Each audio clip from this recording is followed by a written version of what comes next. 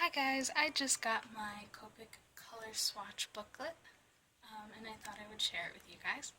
I ordered this on Amazon. It was like $7. I think you can also get it from like Dickbook and some other places online. And I haven't actually seen this cover before. I was surprised when I got it because I was expecting a different cover. Usually it's got markers drawn on it or paintbrushes or something, but this one has this kind of geometric design, which is going to be really fun to color in, and I think that was kind of the point. But I did check, it's up to date with the 2012 colors, so maybe this is just the newest one, and I didn't know that they changed the cover. But let's take a look inside. So the first page tells you how to use this color swatch book. So naturally, we need to know how to use it. And so the first step is, number one, find the corresponding box in this book for each number in your collection. So if you're not sure what they're talking about with the number, they're referring to the color code on each of the markers. There we go. So you'll notice that every marker has a specific code. This one happens to be B quad 0. And so you'll find this number in the booklet, and you color that one in. So number 2 is place the back cover flap beneath the page before coloring to prevent bleed through. So that's this little flap back here they're referring to. And this is like, it's the same material as the cover.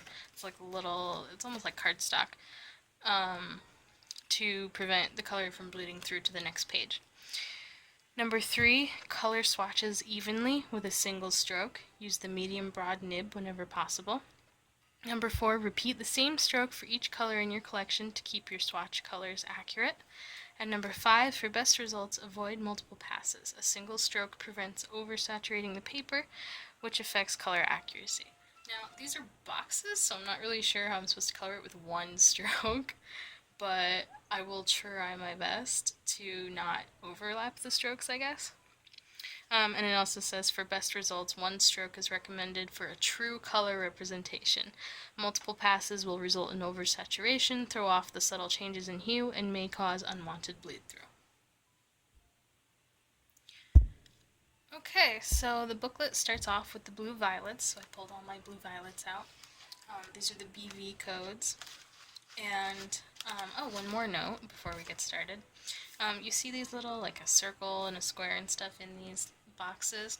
What that's referring to is this little key down here.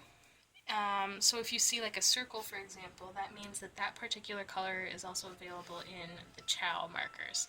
Or if you see a square, so like in this one there's a circle and a square, that means it's also available in the original Copic markers.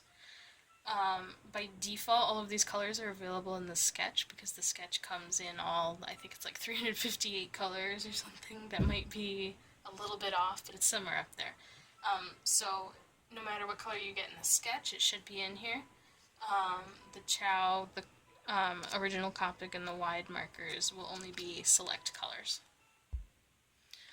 Okay, so let's get started coloring. I pulled BV11, so that's here, soft violet. Oops, I forgot to put the back page on.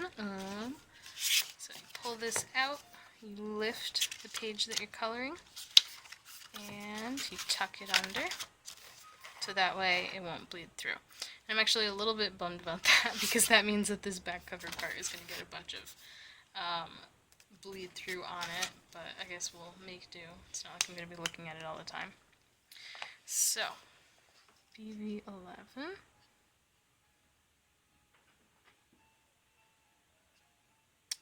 God, I suck at coloring in the lines already. You would think I would know how to do this. Okay, and a little darker over here, a little light over there. Okay, so that looks nice. And now, let's see what's next. BV13. That's right here. Hydrangea blue. I would argue that hydrangeas are a little bluer, but that is not my call. Okay.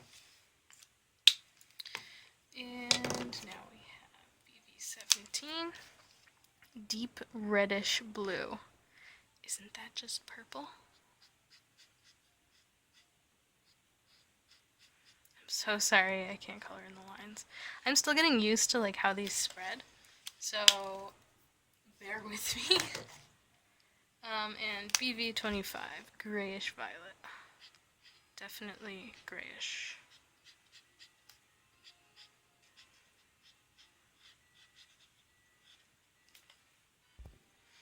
Okay, so that was the blue violets, and you kind of get the idea. See, it has a big BV over here because it's blue violets. And pretty much every page is the same, so I'm just going to go through and color them all in.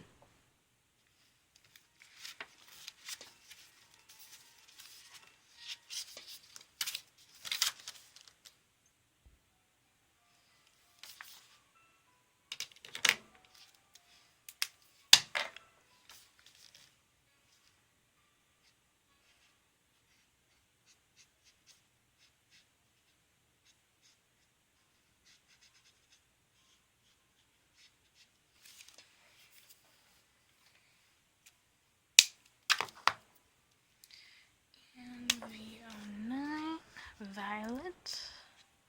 This is the one that I got with the regular primary, not primary, the basic 36 set. Okay. I like that they label them outside of the box because that way they're not like drowned in the color. On to the red violets, RV. Okay, RV10. I got this one from the Blending Basics pack. I would really argue that this is not anywhere near a violet. It's very, very pink, but whatever. RV11, just regular pink. A little softer.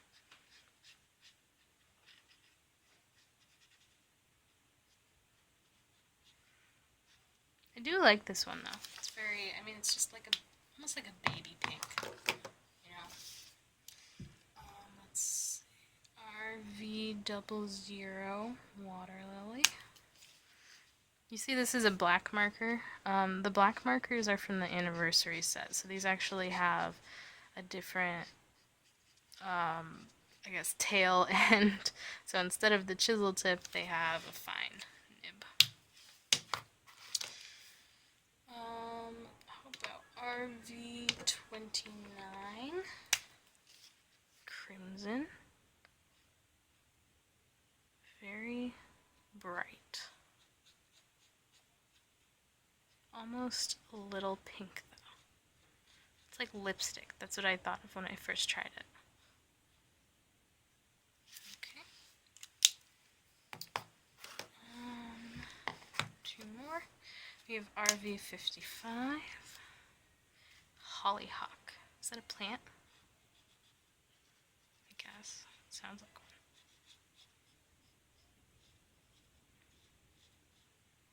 one. Okay. And lastly, we have RV95. Baby Blossoms. I wonder if that's a reference to baby flowers or baby babies. The world may never know. It's kind of a grayish, which makes sense because it's a 90. Okay, that was the RVs. Let's move on. And now on to the reds, the R page. I would maybe argue that this is my favorite page, but it's not. Like, I guess R for Rachel, woohoo, but like, I don't really care. Okay, so we've got all of our reds. Yes, okay. Let's start with R02, Flesh. That sounds kind of creepy when you say it that way. Flesh. I'm not sure whose flesh they used as a reference for this. It is very saturated. I guess this is a very healthy person. Light-skinned person. Flesh. I'm also assuming it's human flesh. Like, that could be literally any animal's flesh, I guess. But because of the color, I would say it's human. Okay, R08 Vermilion. I have trouble, like, thinking of this as a red because it's so orange. Like, this is, I don't know how it shows up on the camera, but it is just orange. It is like a deep, bright orange, and you may be familiar with Vermilion City from Pokemon. It was named after this color, a very deep, bright orange. Alright, R43. What is R43? Where is R43? Oh, this is one I can't pronounce. Bougainville. It's a bright pink. It doesn't seem like it'll be bright at first, but it actually turns out quite bright. But it's like a nice pink. It's not like obnoxious neon pink. There is a neon pink. I don't have it, but there is a neon pink from like the Fluorescent set, I think. Okay, R46 Strong Red. This is one of the reasons that I wanted the anniversary set, because crimson was not cutting it for me. I wanted red. Just plain, bright red. And this is it. Strong red, as it says. Alright. R81. Rose pink. I'm not really sure how they decided to organize stuff in the booklet here. I mean, obviously they grouped the colors by number and stuff, but I'm not sure, like, what made them decide to put, for example, like, all the 40s and 50s and 80s next to each other when they could have, like, made another page or put them somewhere else, because sometimes, even though they're not in the same color group, the colors are really similar anyway. So that just, I mean, it just made me think, but it's not a requirement. Alright, I have R85 Rose Red. I would argue that roses are many different colors, and so this is not quite rose red. And actually, the next color I would say is more rose red. The next color is R89, and it says dark red, but I would really call this a deep crimson rose red. Because this is the color that you get on Valentine's Day, if you're lucky, and not like me. And this is the color that I would associate with, like, a rose. So that was all the reds that I have. Now moving on, we're going to go to the YR group, yellow-red. That's basically another way to say orange. Okay, let's start with, I have YR04, that's chrome orange. You can see this one is available in the wide, the original, and the chow, as well as the sketch, obviously, which I am using. Okay, how about now YR12 Loquat? How do you say that? Loquat? I don't... Is that a fruit? I think it's a fruit.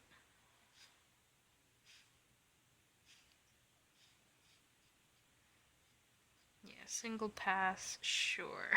Okay. YR15, pumpkin yellow. Like, that's pretty pumpkin-y. I guess it could be a little more orangey. But, you know, like young pumpkins, they tend to be kind of yellow. Am I totally wrong in that? I think they are. That's what I would think of for, like, a young pumpkin. YR24, pale sepia.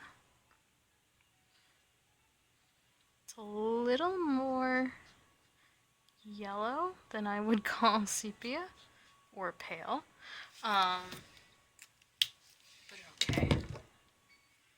And YR68, orange. definitely orange, but again, it reminds me of vermilion. Like, they're very similar colors, especially on this paper. Okay, that's it for the YRs. Okay, I've gone ahead to the yellow, so I'm going to start with Y11, which is pale yellow. Oh, I forgot, I have one more yellow. Let me get it after this. That is indeed a pale yellow. And actually lighter than that is, I have Y quad 0 yellow fluorite. That goes up here. I always forget about this one because this came with my Blending Basics set, and I always keep it separate because it doesn't fit in my marker case, because my marker case only holds 72 markers. So I always forget about this one, but it's there. Y13 lemon yellow. Is that the color of lemons? I would say lemons are a little bit darker, but maybe like the inside of lemons could be that color, right? Y15 cadmium yellow. Does anyone know what cadmium looks like?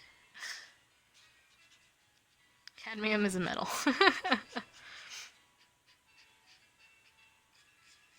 It's probably some cadmium compound. Alright, Y28. This one's like gold, like it even says in the name. It's Lionette Gold.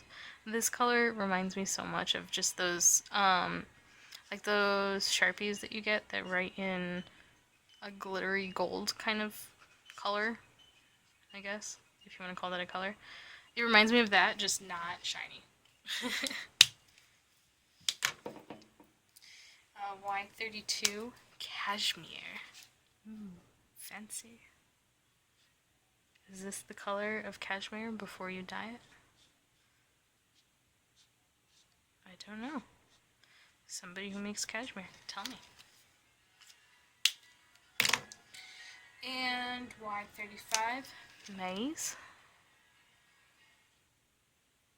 I guess that looks like, I mean, it looks like cornmeal to me.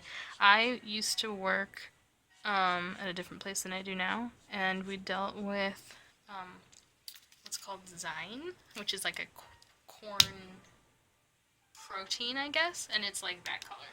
So I could totally see why this color is called maize. Okay, that's it for the yellows. Let's go on. Next, I think it's yellow greens. Yes, it is.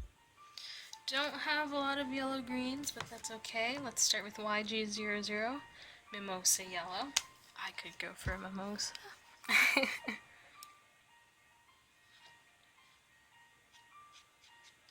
It's nice. It's brighter than it seems like it would be. And I think you would have to layer this one a little bit to get any actual substance out of it. This is YG03 yellow green.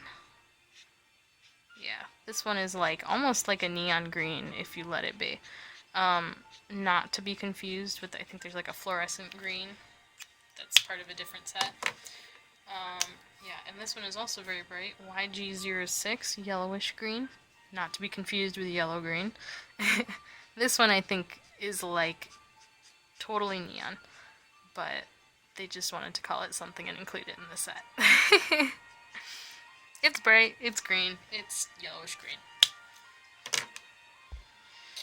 Yeah, so as you can see, I really don't have that many yellow greens, but for green, I definitely have quite a few because I got quite a lot of them in the basic color set that I bought.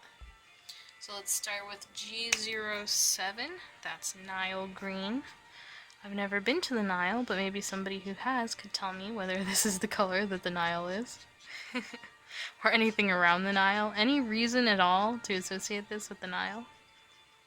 I'm assuming this is the Nile River. G17, forest green. I live with a lot of trees, and I'm sure I've seen this color in the forest before. One big stroke. There we go. It's a little bright for a forest, but I can live with it. G21 Lime Green. I think I like this one a lot. It's actually not that limey, I guess. It's kind of a pale color, but you know what it reminds me of? It reminds me of absinthe. I don't know why, but like the advertisements for it, it just reminds me of absinthe. G28 Ocean Green. I have been to the ocean, and I guess this is a color in the ocean. I would argue that this should be forest green though, and ocean green should be like dirtier, I guess. Depends what ocean you go to though. Yeah, up here I'm on the east coast of the US, so we have the Atlantic Ocean, and sometimes it is not very pretty. Okay, G43 Pistachio. I actually quite like this color. Much like the lime green. I'm very glad that they put them next to each other in here, because I think these two colors really should go together. One is just like a brighter version of the other one. Pistachio. And lastly, I have G46 Mistletoe. I have not had the pleasure of kissing under mistletoe, but I have had the pleasure of coloring with this green, and it's nice. A nice alternative, I guess, right? It's just like a plant green. Okay, so there's all the greens that I have, so now I'm going to go on to the blue greens, BG. And apparently by blue greens, I mean two, BG01 and BG07. I really did not get that many blue greens in my sets. And actually, I didn't get any before I bought the anniversary set. Alright, so BG01 is aqua blue. It's bright, light, and what rhymes with those, because I felt like I was making a rhyme. Bright light and what a sight. I tried. Okay. And BG07, petroleum blue. I cannot say that I have seen petroleum this color. I wonder where the name comes from. So that's it for my BGs. Sorry I don't have very many. Let's go on to blues. So we passed like that halfway point, and now this is like getting weighed down by the staples. I just wanted to go a little bit higher. Okay, so I have a ton of blues, which I'm very happy about, don't get me wrong, but I think I have more blues than any other type of color. So let's start with B Quad 0, which I showed you guys before. That's blue, pale Celestine. Very, very pale blue. Like if this weren't absorbent paper, you would totally not see this at all. Alright, then we have B000, pale porcelain blue. It's almost exactly the same as B Quad 0. Let me tell you, I honestly don't think you would be able to tell the difference, except that this one is just slightly more saturated, in my opinion. Alright, now we have B05, processed blue. I kind of wish I had these blues. They all sound really nice, like frost blue. That sounds like a really nice color. I'm not sure where the name processed blue comes from, because what process are we talking about? I don't know. B06, peacock blue. Is this the color of a peacock? Could be. Could be. A very healthy, very bright peacock. I'm so sorry for coloring outside of the lines. B14, light blue. I think this is one of the colors that I like a lot. It's like, it's not light blue like these up here, but it's light blue enough that it isn't overpoweringly stark.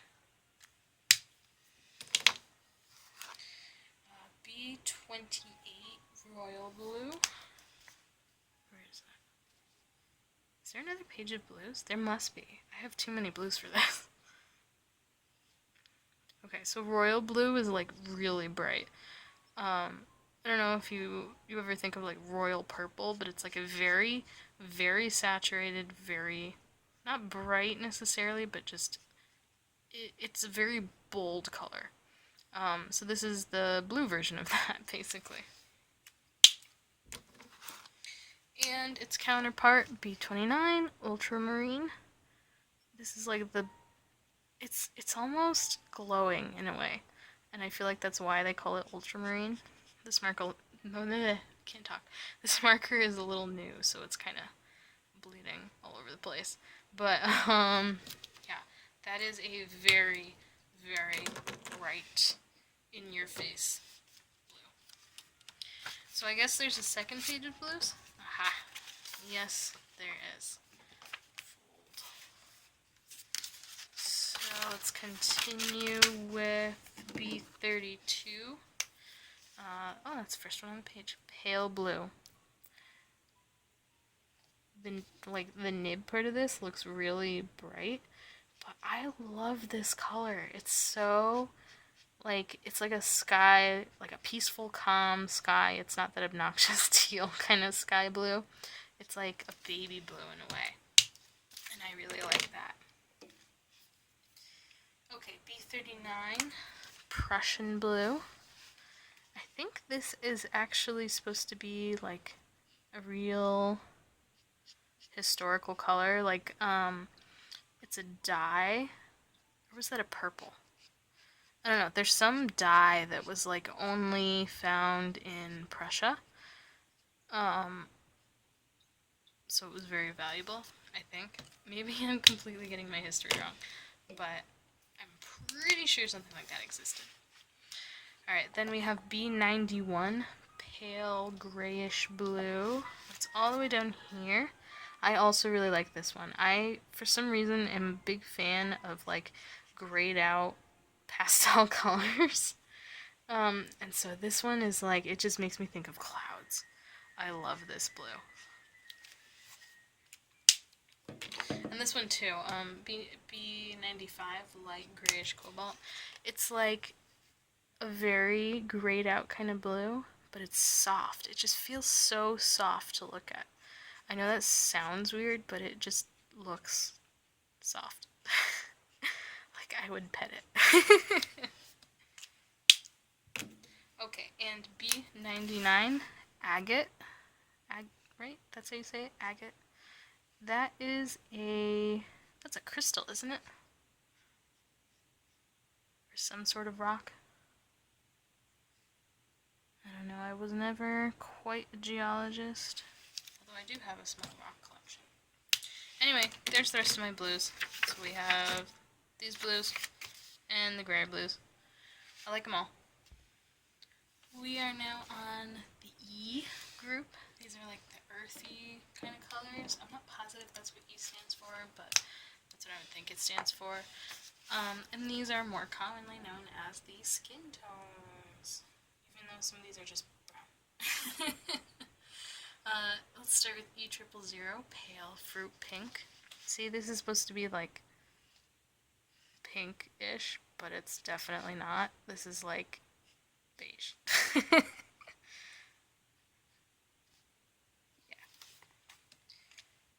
Okay, and E01, pink flamingo. Again, it's supposed to be pink, but that really does not look very pink to me. Does it look pink to you? Because I would argue that's like almost orange. Okay. E09, burnt sienna. Looks like there's 2 pages of E's as well. I think this and whatever copper is, E18 copper. I think this and E18 are very similar. I'm not sure if that was intentional. Copper might just be a little bit more red. But when I was coloring with these the other day, I almost couldn't tell the difference between the two. So here's E18 copper. Yeah, I mean, it comes out a little bit darker, I guess, but once it dries, it's really like, it's very orangey, and it's very similar to the burnt sienna. I guess it looks a lot more different on this paper than it did on the paper that I was using.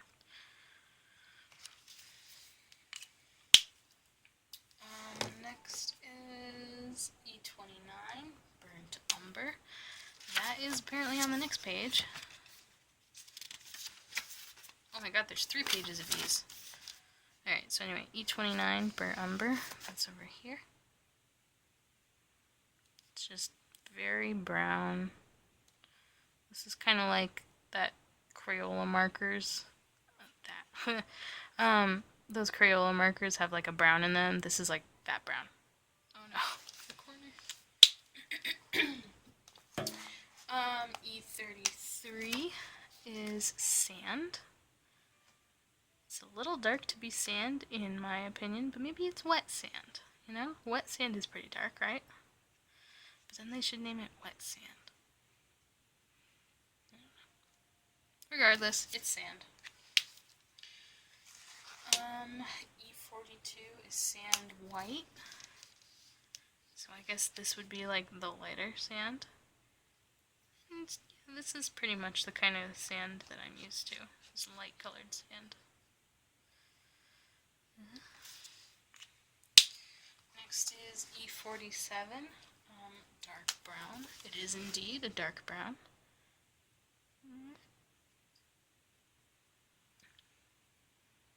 Very dirt colored. Although I would argue that dirt is even darker than this, because dirt has like that black kind of organic matter color. And my last E is E50, Eggshell. Oh, next page, apparently the only one on the next page. I kind of wish they didn't do that. I feel like they had enough space to make it 2 pages, but whatever. So E50, Eggshell, not really the eggshell color because it's kind of a little too yellow in my opinion. But then again, there are brown eggs, and I'm sure there's something between brown and white eggs. So there you have it. Okay, we are now on the grays. You see it starts with C, then it goes to N, and on the next page there's T and W. So C is cool grays, neutral, then T is toner, and W is warm. I'm going to start with the cools because I have cools. I don't have any neutrals except for this one.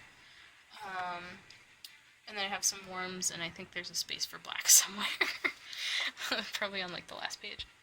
Alright, so C1. C1 over here. Cool gray number 1. And it's funny because you don't realize just how cool or warm these colors are until you put them next to their counterparts. And then you're like, wow, how did I not realize that this was so blue or so red kind of colored or like beigey. So it's pretty neat when you see it that way.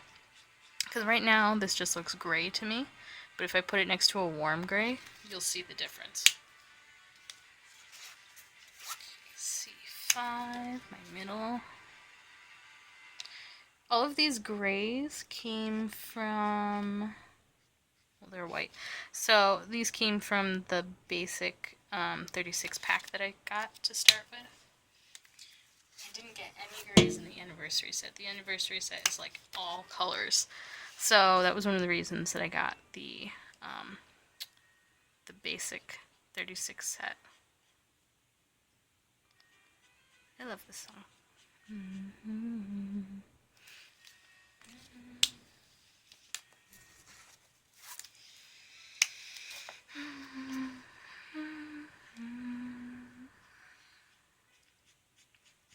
Alright, so C9 is actually, you can kind of see the blue coming through when you look here, because it's next to my finger. But this is as close to black as I can get before getting to black, because I do not have C10. It did not come with my set, but I imagine C10 is also not quite black. Okay, so my only neutral is neutral 1. And it came in, sorry, I just like dropped the cap. And it came in my Blending Basics set. So it's hard to tell the difference between this and the cool grays, but if you put this next to the warms, you can really tell the difference. Okay, as I said, I don't have any of the toner grays. I think those are supposed to be like kind of between neutral and warm. But again, I don't have any, so I can't really show you the difference. I'm going to start with warm 1. And I mean, now that I am used to looking at it, this looks like almost beige to me. But at first, this really did seem like it was just gray. I have 1, 3, 5, 7, and 9, just like the cools, because these are the ones that came in that 36-piece basic set that I got. Okay, number 5. Number